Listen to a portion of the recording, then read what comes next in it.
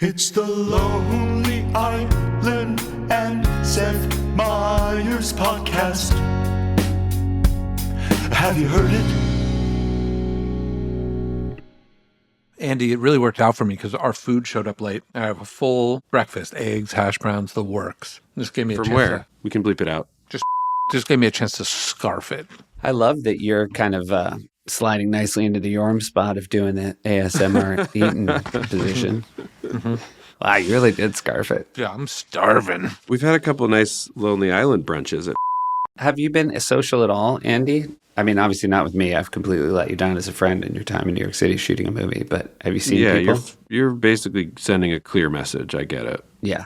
And that message is you choose your wife and children over your friend, Andy. You really called my bluff. That was like me being like, if we were in the same city, I'd see you every day. And then you came out here and I've just got no time for you at all. Well, I think we all know how to spend quality time with you, Seth. Do my show? Open for you on tour. Oh, yeah. Classic Brooks stuff. Yeah. Brooks doesn't ever have to scarf down his breakfast mid-pod. We're leisurely about it. I saw Brooks, Oh, nice. and he said that it was such a blessing to have you, Seth, as a later-in-life friend. Oh, that's a nice thing to hear. He's not that old. I don't know how, maybe, I don't know where he's expecting. It seemed full of doom, I guess. Brooks is both not that old and older than the hills. Exactly. I mean, this is a sketch I think about all the time that I would say has no cultural relevance, but is a real favorite of mine. I think we've talked about it. It's when Adam Levine hosted. Firehouse incident where Bill plays a very strange guy who works at a firehouse, and he's very upset that they canceled the bee. Yeah, the bee. Not the bee. We've talked about this, haven't we? We have talked about it, but somebody said that instead of, and it's up to you, Andy, instead of Jack Black spelling bee song, you could play this if you don't queen bee. Oh, not the bee. Yeah.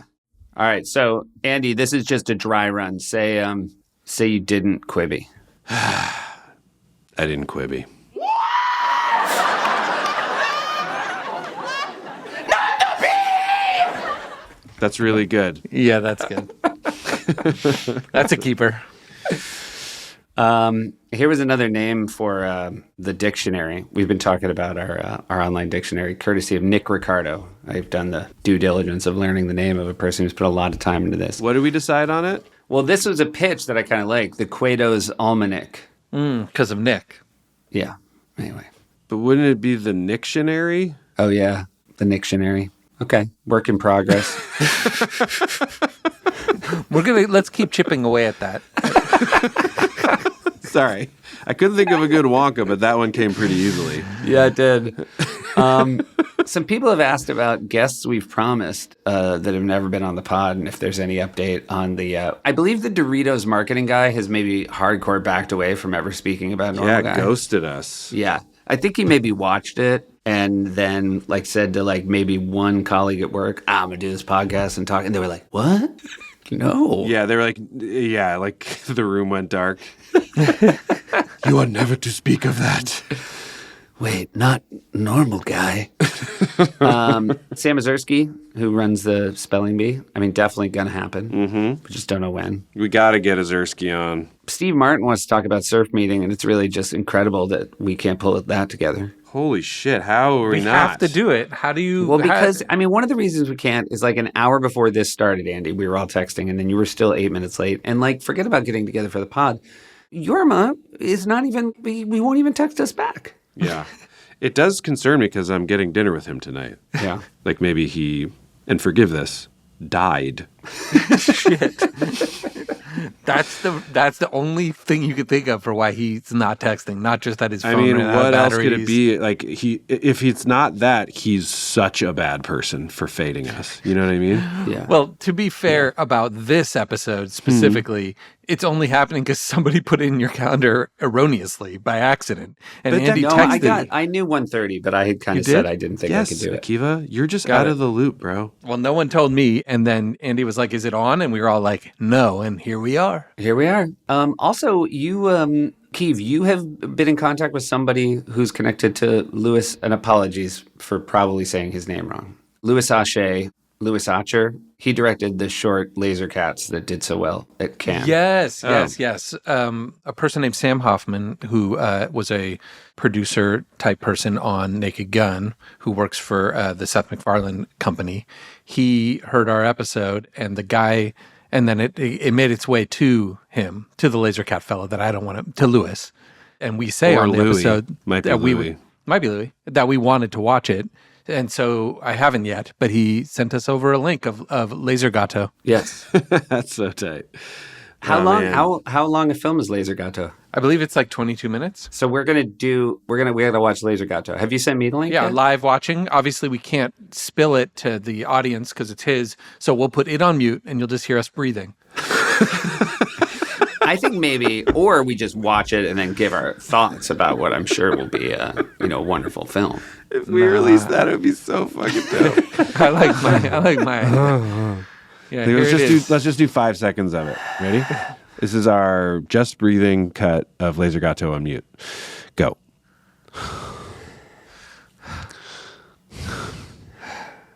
Oh, that's good. Oh. Okay, rip off. There's the laser pointer. There's the laser pointer. Yours is better. All right, we're good. That's 5 seconds. 22 minutes. All right. We're doing so That's much exciting. promo for Laser Gato. Do you think he planned Laser on Gato, this? I mean, by the way, it doesn't need our help. It's already award winning. You ever won an award in France? Don't front on a quump. Yeah, that's true. I'm sure everybody involved in Laser Cats would love a quump. Insane, I didn't just say don't frump on the quump. Don't frump on the quump. Yeah, if you're frumping on if you're acting like the quump don't matter, you're frumping on the quump, and we all know you should not frump on the quump. A couple of people were again, obviously, there's no podcast that's more of a circle than this one. And someone said, I can't believe you guys talked about Ghostface in the Scream movies without referencing the fact that in the 2022 Scream, Jack Quaid was Ghostface. Well, number one, I did it on Spoiler. purpose because it's a huge spoiler. Should we beep what you just said?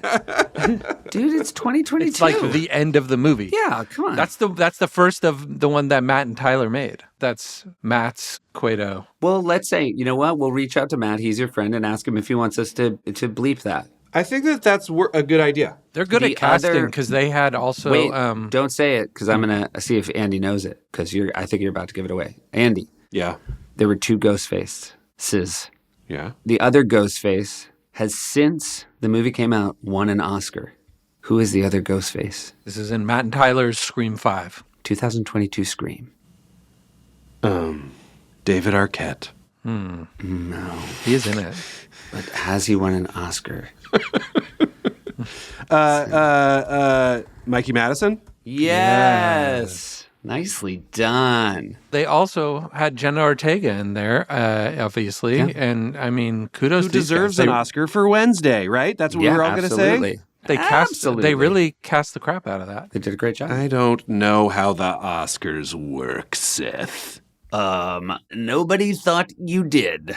Seth, come back to the city I will. now. Come now. Why not, It's dude? Saturday. You guys could be at dinner in 5 hours. I got my parents and my kids. Although my brother-in-law, Sounds like he has built-in babysitters. my brother-in-law took my kids to a trampoline park, so I'm in incredible debt to him right now. Yeah, that is nice. That I'm with you guys. Hey guys, I had a great drink last night. What'd you have? It was we called it a light and light, but it's like a trashy shandy, I would say. It was a Coors Light with Sprite in it.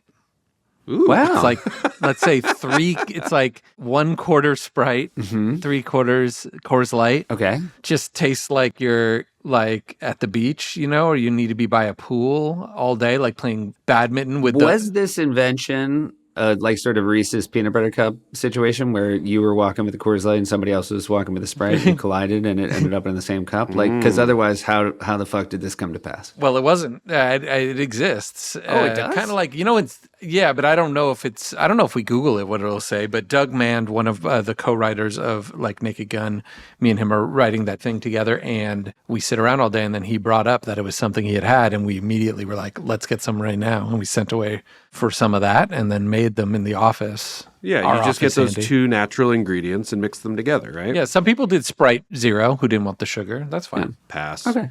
Coors Light Shandy is what I'm seeing it as. And it is those two ingredients? Yeah, I mean, that's how to make a Coors Light Shandy is a Coors Light and Sprite. There you go. But you were calling it, what were you calling it? A Sprite and Light? Is that what we were calling it? I think a Sprite and Light. I mean, there's a long tradition of this type of thing. I think we maybe even have discussed it before, like a Black 8, like a Old English 800, where you drink out the cone and pour in Guinness. Yeah. There's, I forget what they call it, but in Spain, don't you get like Coca-Cola with red wine mixed in? Or those two things? There you go. Yeah, that's what Seth always orders at the River Cafe. I went to Spain last week. I went to Madrid. Spain, you were in Madrid last week? I was in Madrid last week, You and I live went a different kind of life than 48 hours. And it Why? was fantastic. So I'm going to actually shout it out. I'm going to do a little promo for my brother-in-law, Zach Heinzerling, directed the new Rafa Nadal series on Netflix. And it's great. It's 4 episodes, and it's a fantastic sports documentary. And the premiere was in Madrid, where I've never been. And Alexia and I went out, and I can't remember the last time I was on a vacation where I didn't have my kids or anything to do work-wise. So you just like walked around. Did you go to a museum? Because We that's did hard. You're jet museums. lagged and you just kind of power through. It's okay. We took a midnight flight, slept the whole flight, basically landed at 11 and in the afternoon and turned it around and just like stayed on East Coast time the whole time, and it was fantastic. That's awesome. A lot of Seth? jamón. Ate a lot of jamón. Yes, what? Is one of the episodes about how he always be picking his wedgies during the match? It come up. It do come up. I did listen to Ibiza because I was there. Hell yeah. And it's really, it really holds up. And one day we'll talk about it, obviously. And I'm looking forward to it. Good hook. Great hook. Just like old-fashioned, pandering, repetitive hook. One other thing we missed in our podcast as a circle, we talked about the film Fjord. I remember that. Yeah. You know who's in Fjord, the film, in real life? Oh, the Winter Soldier. Bucky himself. Yeah, Sebastian Stan. And you know what someone said about the fact that we talked about Fjord and not mentioned that the Winter Soldier was in it? You know how they described it? I would love to hear. A righteous fiel. Oh, righteous feel. We fieled on that one. We fieled. Apologies.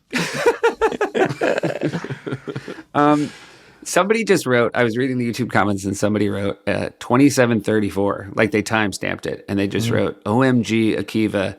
And I was like, I wonder what Akiva did that got an OMG. And it's really great because we're 34 minutes in, and I start saying like, I basically start commenting about the fact that we haven't started talking about Party of Mr. Bernard's, and it's 27:34 in, and then we kind of all laugh, and then Keith goes, another thing about Out of the Past.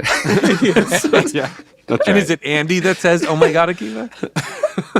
I think it's more like the listener was making that comment. I think I also did. Oh, though. I thought it was that Andy went, oh my God, Akiva. And then they were calling that out. the fuck up. But then there's a really I'm sorry nice you're thing. not cultured, Andy.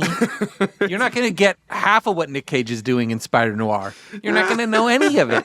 Me and Seth are going to be like, got it. You're going to be like, got it. I'm huh? gonna be like, what? And you're both Ben Reilly. And that's the irony of it. By the way, did you see oh my God. Jurassic Park. Yeah. Yep, I did. Isn't it crazy that they could make an animal, like just make a dinosaur from a little bit of bug DNA? It's a documentary as far as I'm Are you concerned. talking about the filmmakers? Nope. No, it's just like The documentary Jurassic Park. crazy to me. It's crazy to me that they, first of all, that documentary film crew just didn't bail. Yeah, they must have been so scared. They just stayed. They just stuck it Oh my out. God, that's my TED Talk. I just want to come and talk about how brave the documentary crew of Jurassic Park was. Also, the guy who's just in the shitter with Newman from Seinfeld, Right. Wait, what? just sitting there with it, like got him mic'd and everything. Oh, yeah. Hey, did you see? We're talking about Ben Riley. Did you see J.K. Simmons at the Mets game? Yes, did see that. Really great. Yeah. Did you see it, Keith? I missed it. No. Why? Is he in J.K. full? Simmons is at a Mets game, and he's just sitting there. And obviously, They the put him Mets on the social Jumbotron. media team. They put him on the Jumbotron, and sitting behind him is a dude in a Spider-Man costume reading the Daily Planet. And So it's they like just, spotted him and then said, oh, send Spider-Man in? yeah, and How then he did- just plays it perfully. He just goes full Jonah Jameson. Jonah Jameson just super annoyed. Like you can tell he There's sensed that something. Spider-Man. Yeah. Do you think that's Sony press? Like they're No, I doing think it? he was just there. Yeah. And Spider-Man was just there? I think Is there a Spider-Man that's just part of the Mets fabric? That sounds right. You know who would know is Jorm. He's like a super Mets fan, because he wears the hat. I mean, that's probably, by His the way, Panini hat is a Mets hat. yeah. we should probably see if there's a Mets game right now because that would explain why he is, Well, his he threw out the phone's- first pitch because he's a super fan and he knows the names Yeah. of all the players. And his phone's on silent right now because he doesn't like to even get a text during the Mets. Yeah, he 'cause turns it off during the He's game. doing his handwritten box score as the game transpires. Yeah. Oh, yeah. Okay. I'm looking.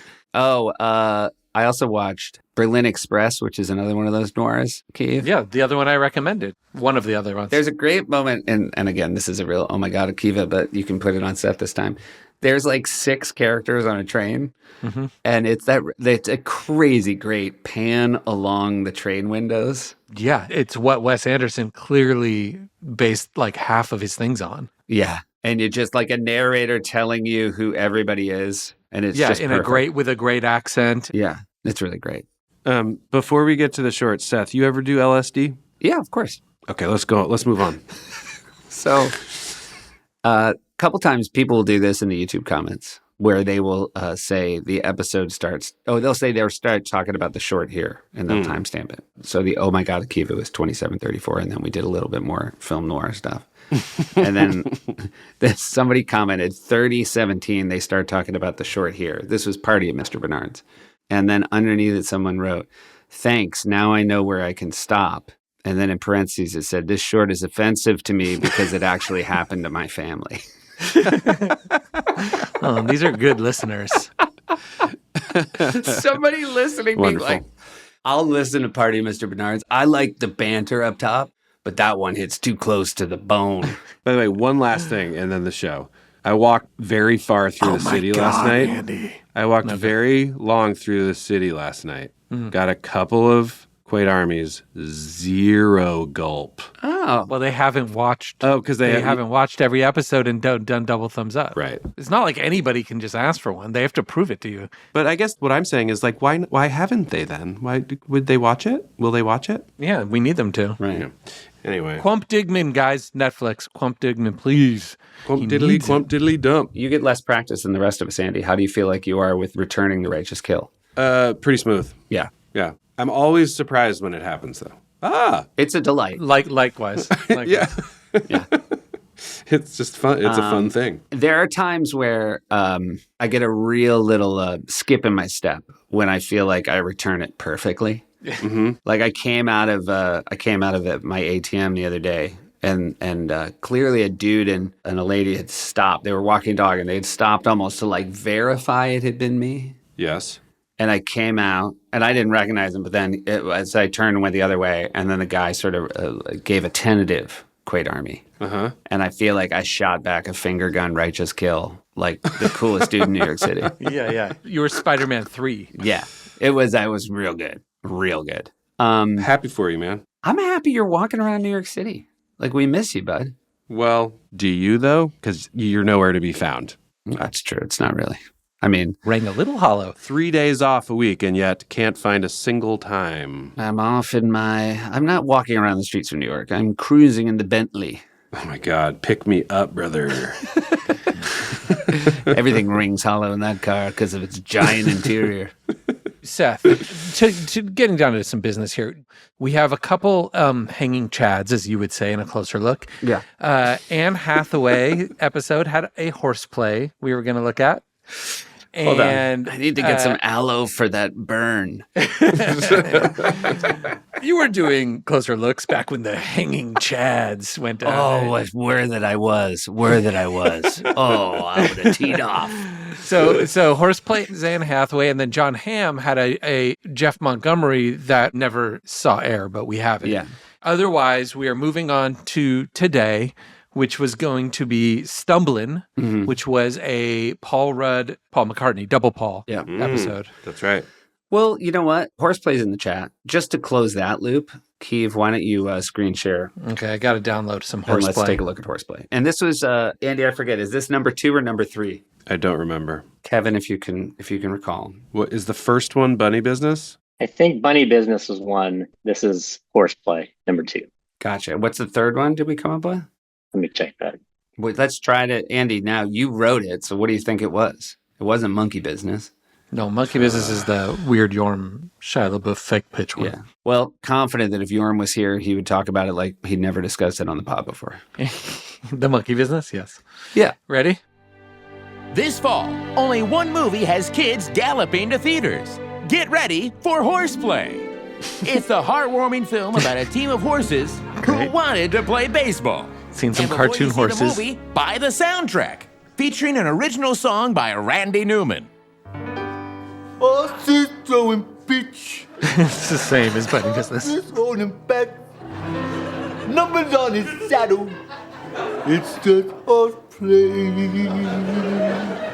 All right, that was Fred for anybody not watching. I mean, for anybody not watching, they were like, that was Randy Newman. Of course. It is good to tell them it's Fred. Co-writer of Three Amigos. He For could do it. everybody listening, we're not going to say till it's over who the actor was. You either try to guess. You can guess at home. Yeah. This played in the final slot of the night. Right. The 5-1 slot. 5-1. Lauren kept saying, it's too hot for earlier. Yeah. It'll ruin the rest of the show. Horseplay. Strap on your saddle and step up to the plate. With a soundtrack featuring an all-new song by the seminal 90s band, The Cranberries.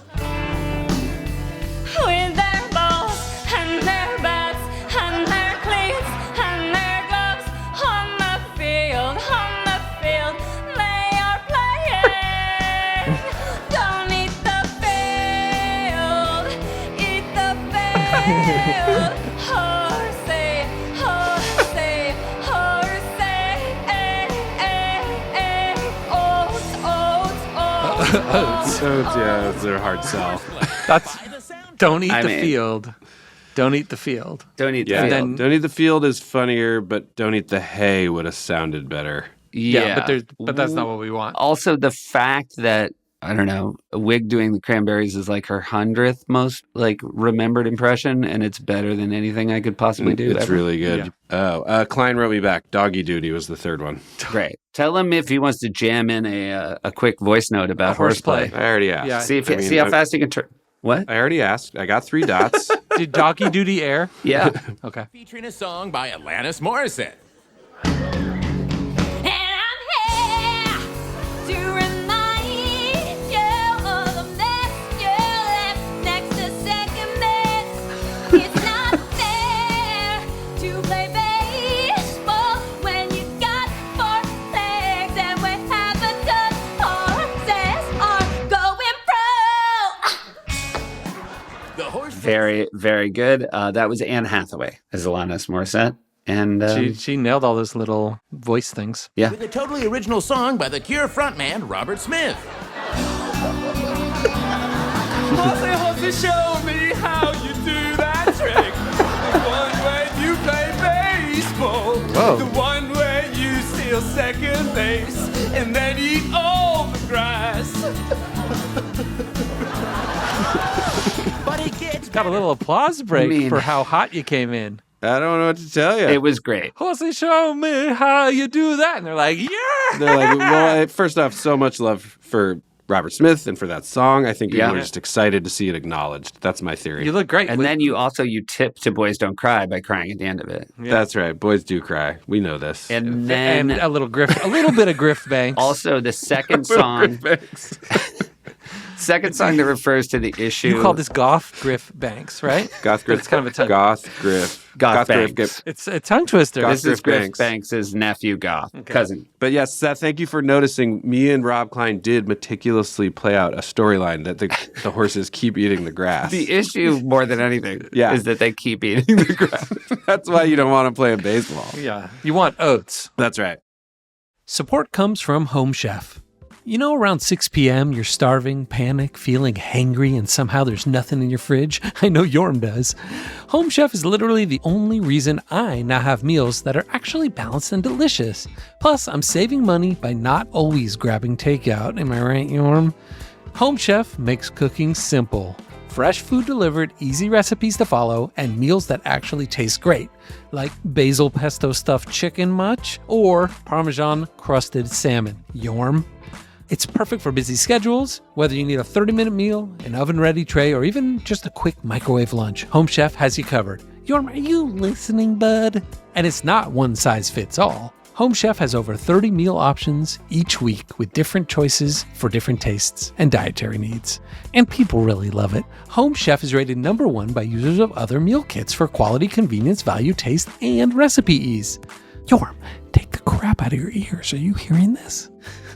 For a limited time, Home Chef is offering my listeners, mine, 50% off and free shipping for your first box, plus free dessert for life.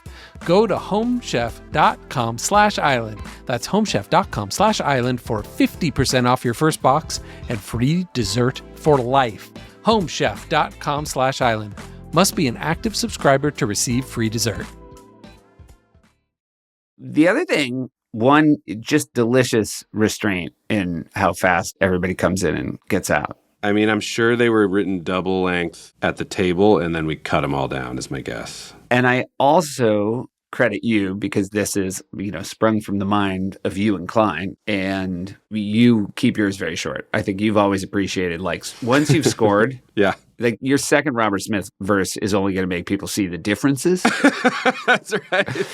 But this gets out and you're like, that dude fucking got it. He got it. Yeah. I mean, not to self-disparage too hard, but I've been told from a very young age that I'm, quote, good in small doses by my parents.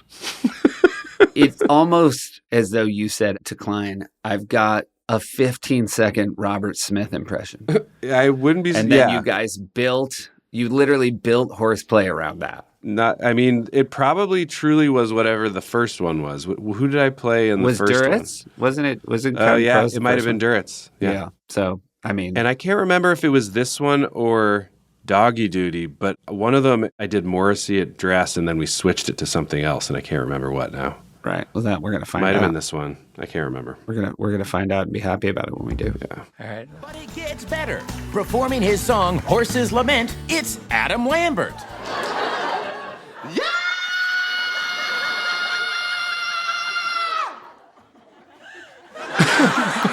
CeeLo Green wasn't on the smile. soundtrack. The He smile at the totally end. is. Yeah, really good. That was Sudeikis, for anybody. I'm a baseball playing horsey. If you try to ride me, I'm gonna buck you. I'm making dollars for this soundtrack, so get off of my back, or I'ma buck you and I'll buck her too. The Horseplay soundtrack. Get it today. Just good times. I'm glad we ventured back. It's fun. It's good old-fashioned impression parade. Get the cast involved. Get the cast Get a couple out. chuckles. You're in and you're Also, out. the lower third on CeeLo there was it was Buck You, and then Gwyneth Paltrow's song in Glee was how the song was described. I don't know if you saw it. There's a real It's accurate. timestamp on the moment. Yeah, I don't even remember what that's referencing. Obviously, She's through hanging on Glee, context. Yeah. My But, kids have revisited Glee. I mean, it was a first-time visit, but they brought it back in this house. They watched every ep, so I know what they're talking about. All right. Here's where we tell Seth to just cool off and not go on his Glee rant. Yeah. Are you sure? Because I'm ready to go. I mean, we could do Jeff Montgomery. We could do my Glee stuff. Well, I just know that you have a lot of thoughts about it and that they're all show tune related and how you feel like it's not the pure uncut. They homogenized it and made it for network. I'm glad to know that I have proselytized this enough over the years that you can do it for me. That's right. When one has trod the boards as Cecily has. Did you, Andy, were you excited? Because I got a voice note from Mike O'Brien who said he was listening to the pod and listening to you talk about how you cried watching Maverick. And then you got an invitation to his birthday party. It's Top Gun Maverick themed. So Mike O'Brien had a birthday party that was It hasn't happened Top yet. Gun Maverick theme.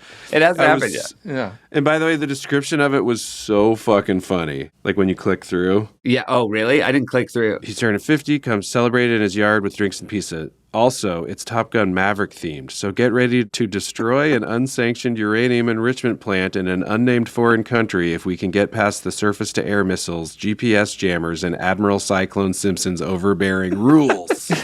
Special guest at 8 p.m., Street Parking Limited. It's perfectly done. Oh, it's really nice. I asked if it was a costume party and said that I would like to dress as someone who is both frustrated by his inability to follow rules, but also has to hand it to him. I'd like to dress up like one of those people. Just at the end of the day, I got to give it up to Maverick. Does Hamm ever give it up for him? Oh yeah, they nod at each other after he buzzes the tower at the end. Great. Yes. Yes. Yeah. Thank you. Yep, it's fresh in my mind. If we're going back to Movie Corner for 1 second, I tried to start. There's a film that you'll know the title immediately because it was such a comedy title, which is K-19, The Widowmaker. Mm-hmm. But have you ever seen it? That's Harrison Ford, right? Yeah. So the two leads, it's Harrison Ford and Liam Neeson. It's great. And the director is Catherine Bigelow. There you go. Oh wow. Every person is playing Russian. It's about a Russian submarine. They're doing a good job, but it is immediately not the Harrison Ford you want to be with. Right. Right. Because he's talking like a very stern submarine captain from Moscow. Yeah. Which is like, you want him as like a put upon a husband and father who's had some sort of catastrophe that he's trying to avoid. Huh. I don't know if that's exactly how it was described. That's not what you want your Harrison Ford. You don't want him frantic in the streets of Paris. I have a title. You don't want him playing a Patriot game. Though this is a fun hit us in the tittus. I'm going to kick this off. Yeah. K-19, The Widowmaker. Yeah. Reminds me of another movie title that we always would giggle about, which was Ballistic X versus Sever. Ballistic : X versus Sever. The colon's the killer. Yeah. But also X versus Sever makes it seem like you're supposed to be like, oh shit, I know X and I know Sever, but I've never seen them fight before. Yes. So anyway, the tittus hit us challenge is, are there other movie titles like that are just crazy convoluted? Can I give you one right now? Yeah, please do. I don't know if it's convoluted, but it certainly was memorable, which was Lucky Number 11. Oh yeah, Lucky Number 11. I don't think this is the same kind of thing. No. But yes, you never forget Lucky Number 11, which I bet they would have said when they were naming it. Like, you'll never forget it, though. We never did. The other thing about Ballistic X versus Sever is when you hear it, no one could be sure how to spell it. X. You know, ballistic, I think, is a word that, like, a lot of people might trip up on, right? That's not a gimme. But then X, which is ECKS. Yeah, but I would assume it was the letter X, but I know it's not. All right, real quick. Mm-hmm. Rotten Tomato, 117 reviews. What is the tomato meter for X versus Sever? 100%. 35. 0. No. 0%. That's hard to do. Yeah. That can't be true. Yeah. The popcorn meter, that's 10,000 plus rating. The popcorn meter is people, not critics. What is the popcorn meter? 100%. 0. 40. 21. Okay. I mean, it's hard to, and again, these are people who've done great work. Yeah, I don't want to celebrate this catastrophe. Celebrating. I think that this is maybe, I bet even the people who worked on. Do you think after it came out, everyone was like, because of the title? Yeah. I think looking back, we should have just called it Ballistic. Yeah, that would have been enough. We're going to get to it, but in Doggy Duty, Kevin figured it out. Thank you, Kevin.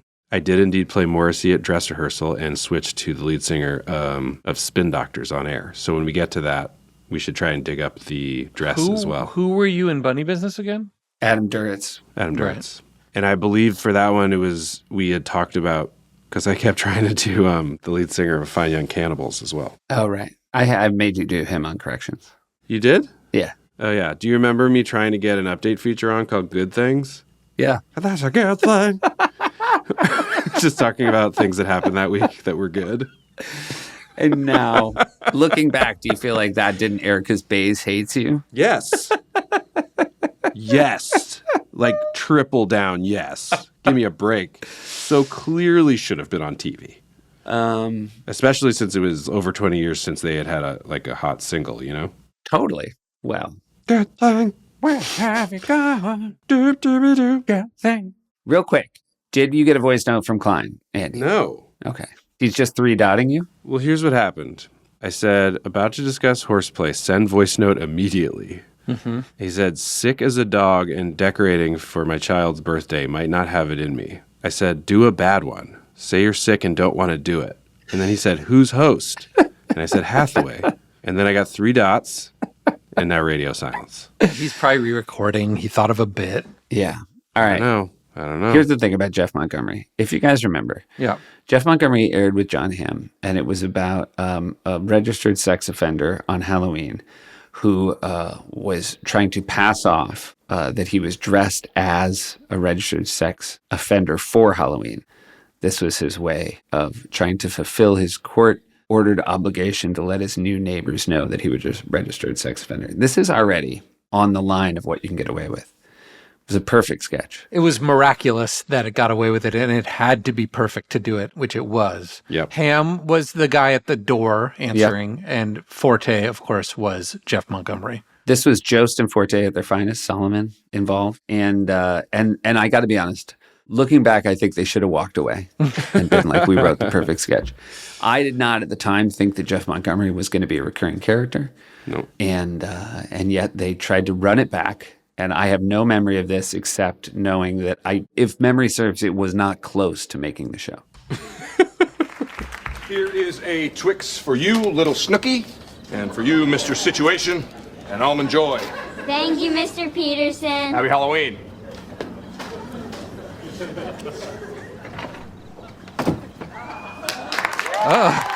Well, they know it. know him. Just on seeing that him show up. So That's far, Forte's right, I'm wrong. Yeah, that's crazy. Excuse me? Excuse you? Okay, you're excused, but I'll have to see a note from your doctor. Doctor, I hardly knew her. What? Do I know you? Do you know Hugh? You gotta be more specific. There are a lot of Hughs out there. Hugh Hefner, Hugh Grant, Hugh G. Rection. Hey, you get your mind out of the gutter. Gutter? I hardly knew her. What? Seriously, though, trick or treat. Wait a second. Yeah, I remember you. You came to my house last Halloween. That's right, I'm Jeff Montgomery. You remember my costume? Yes, I remember your costume. I was a sex offender. Yeah, and I remember as part of your costume, you tried to get me to sign a form saying I was aware a sex offender was moving into the neighborhood. Yeah, it's a pretty convincing costume, huh? Yeah, very convincing. Yeah, I've been a sex offender for the last 5 Halloweens. What were you before that? Married. Good night, Jeff. Hey. I'm sorry, okay, you're right.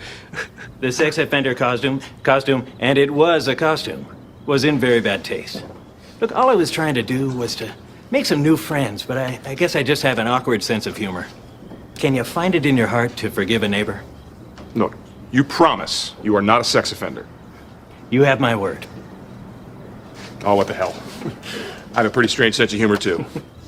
Snickers? I'd like that. I'd really like that. So, what is your costume this year? I am a repeat sex offender. It basically turns into the film Happiness. Did it air? No. No.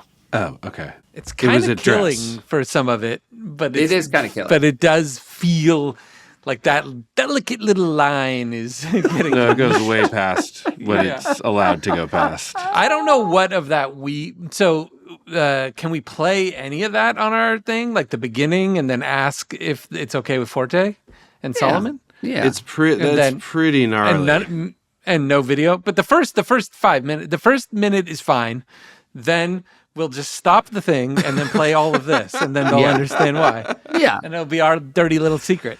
All right. Well, Seth, anything else about Berlin Express? I mean, it has some pretty good turnarounds and everybody, all that. Well, all right. So, Seth, seriously, let's talk about Berlin Express for a second. What's cool about it is it's shooting in right after World War II not in Berlin, but in, where are they, Frankfurt or something? Frankfurt, like bombed out. And it's crazy because it takes place in, let's say, 1948, and they shot in 1947, 1948. Yeah. So you can't believe how it looks. It's just real. And it's so intense being like, you guys are just in a bombed out city, and all the stuff with like trading cigarettes as money because money's meaningless now. It's all very cool. Also, the characters, you realize that, I mean, again, because it was made in that present, that people, even people who lived through the war, could not believe when they saw cities that were that bombed out. Yeah, just immediately, because who can? Yeah, they're just like, whoa. Obviously, that director that has a French name, so I don't want to say it because I'll sound terrible, but who did Out of the Past and Berlin Express, and then he did a lot of other ones. It's just the third of the one that they grouped together. Well, the craziest thing is, you know what the third one's called? Nightfall. Doggy Duty. Doggy Duty. Oh, Doggy Duty. I felt it coming. That's always the third. It's X for Sever, and then X for Sever 2, and then Doggy Duty. It was either Return of the Jedi or Doggy Duty. I read something that Denis Villeneuve is just still really mad about the Ewoks in real life. He's just, Why'd you put something cute in there? These movies he's are like bummed. serious. He's like, this is, it was like, yeah, it was great. It was great. First two were amazing. And then it became like kid stuff. Interesting. Wrong. I mean, I guess I was a kid, so I loved it. And I flipped on Return of the Jedi on cable like a couple nights ago and was loving them Ewoks. Yeah. Oh, yeah. But is that how people that were younger when the prequels came out feel about Jar Jar? Yeah. Yeah. I think they were fine with it. But they're all kid stuff. Yeah. That's, I think, totally fine. Denis is a little bit old enough, older than you enough, Andy, to have a different take on Ewoks. Yeah. Seth, fuck, marry, kill Jar Jar, Wicket, the main Ewok, and the guy who speaks on behalf of Jabba the Hutt with like the squid hair. Okay, great. Well, oh man, this is tough. I mean, you can't say fuck all three, which is I know what you want to say. So I think you fuck the Ewok. I don't know. I do want to note for the visual joke here is my wife literally walked behind me. She did. It was so great. As I said, fuck the Ewok. I think you gotta kill the Jabba translator. Yeah, the squid head. Yeah, of course. That'd be the first thing I'd know to do. And then you marry Jar Jar for the laughs. Oh, yeah. Beautiful. And the loyalty. Yeah, I mean, I think that like long marriages. And again, I also think if this becomes a relationship podcast, it'll shoot up the charts. How did I forget the name Bib Fortuna? I had the action figure. Yeah. Bib Fortuna. Yeah. I Googled Jabba's assistant name. His executive assistant. Now, do you think Jabba today is just using AI for most of the stuff Bib did? Oh my God.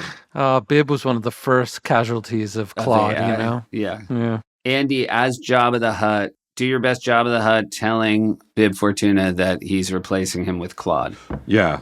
Well, he doesn't speak English. I know. Just so I'm not going to... I'm going with AI. That was the best I got. So did we know when we started calling Jeremy Allen Whitebody Job, did we know he was going to play a fucking son of Job? Another spoiler, but I did hear about that one. Okay. I don't think we knew, no. That's crazy. I mean, what is his name in it? Jeremy the Hutt? Jeremy the Hutt. I don't think it's a spoiler that he's in Mandalorian I saw and the Grogu. Mandalorian Grogu movie. Why was the Hutt kept calling everyone cousin? Does he? He's like, hey, cousin. Cousin, I gotta pick up on table 3, cousin. They started singing Springsteen tunes. Cousin. All right. I gotta. Nebraska, young Skywalker. 86 on the beef. All right, I gotta go. I don't. This is an episode, do we think? Why do you think it's not? Well, it's not because we haven't done. Take it away, Jack Black. Spelling bee. Spelling bee. 2 hints. I got Queen Bee with 2 hints.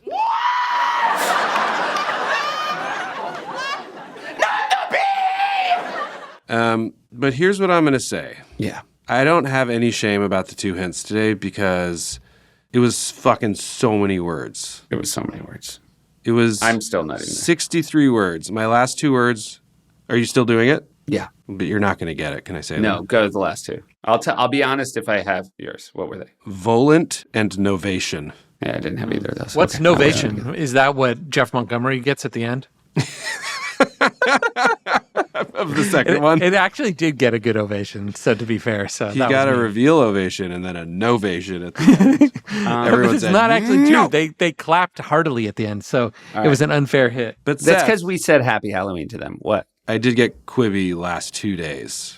Don't care. If it's not a pod day, it doesn't count. God damn it, but it means a lot to me. That was cold. I was all proud. I'm going to break a little news here. Okay. Put this on deadline. I've got to go. Shit. By the way, Jorm just texted that he was unclear with his assistant. He could never make today. Yeah, but we knew. I think I knew that. That's probably. I don't think he was unclear. That's why it wasn't in my calendar. Do you know who his assistant is? I do. Bib Fortuna. Bib Fortuna. And they share it, him and Java, and that's why things get kind of mixed. It's probably on Java's calendar right now. Yeah, it's like an Uber ride share. All right. Well, I'll let you know what movies I've watched next week. I'm going to watch a pretty good one in 3 hours. I'll let you know what it was next week. Pretty excited. We'll see if it's pretty good. I'm not gonna apologize to the Quades because maybe this was interesting. And on that note, love you guys. All right, love you. Love you. Wow, Seth, really fucking meaningful, asshole. I just gotta go. Are you still recording? No. We're not done. I stopped recording. Maybe you can hear me on the Zoom. Seth, I love you. I love you too. But you know who's loving me less every day? My fucking beautiful wife who just heard me say that I'd fucking Ewok. Yeah, then maybe stop going on the road with Brooks, you lunatic. All right, love you guys. Love you. Later, Arnold. Later, Quades. Later, Ghostface. Later, Quades. Later, Quado. Later, Quades.